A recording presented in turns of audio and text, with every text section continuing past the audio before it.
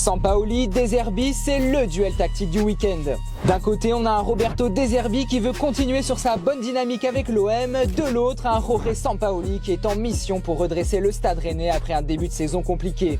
Et si leur point commun principal est leur obsession pour la possession, bien des choses les différencient. À commencer par leur rapport au jeu de transition.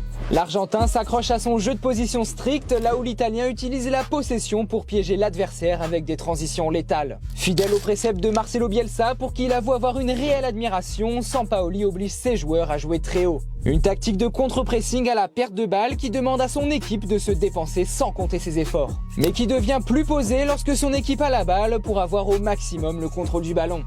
Il apporte quelque chose de différent, il est très précis sur ce qu'il veut faire, il veut avoir la possession.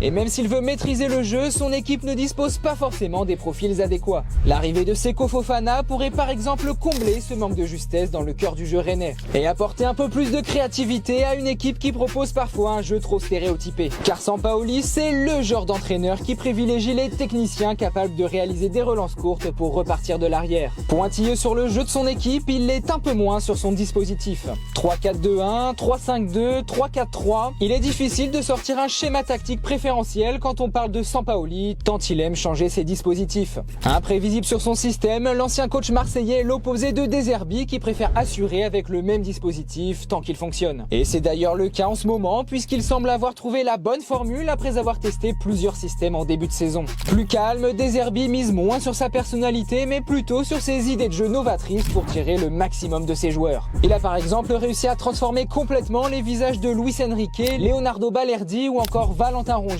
depuis son arrivée. Adepte du 3-4-2-1 cette saison comme Sampaoli, il oblige ses joueurs à faire les courses en défense comme en attaque pour couvrir un maximum de zones sur le terrain. Inspiré par le guardiolisme, avec De Zerbi, le moindre détail compte. Dès qu'il y a une mauvaise passe, un mauvais positionnement, ça le rend fou et je pense que c'est ce souci du détail et cette recherche de la perfection qui peut nous faire progresser très vite. Tous les deux à l'affût du moindre détail, Sampaoli et De Zerbi proposent un football spectaculaire que tout le monde aime. Un beau spectacle qui s'annonce donc entre Rennes et Marseille à suivre ce samedi 11 janvier à 21h. Et c'est à suivre seulement sur DAZN.